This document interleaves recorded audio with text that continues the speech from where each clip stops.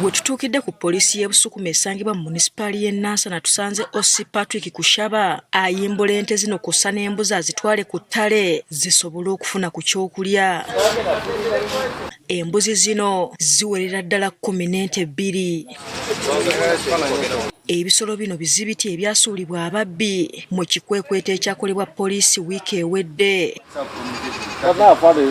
Patrick Tushabe Ossi w'e Busukuma agamba ente zino ziteeberezebwa okubanga zabbibwa ziroobwe nga be bazikwata nazo baabeesimattulako ne badduka. Teeberezaamu ebisolo bino okubanga bibbibwa mu bifo ebya Nakaseke, Luweero na Kasongola, kubanga ffe wano tuli ku Gayaza Ziroobwe Road, ebisolo ebyo byebanga bisomoka eyo. Twakazikwata mu operation ya mirundi 2.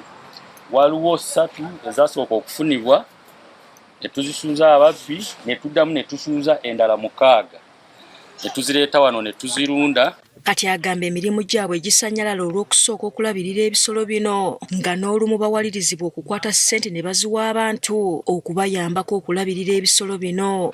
Ebisolo bino sijja kugamba tufunamu obuzibu bungi, naye tusasula ababirunda kubitwala ku ttale ne balunda ne bakomyawo.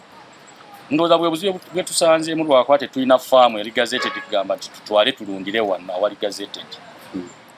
Kati poliisi esaba bannannyini ebisolo bino babiddukire. Nga bwe tulinda bannannyini abaabirulwako ebisolo byabwe ebifaanana bwe biti bajje wano.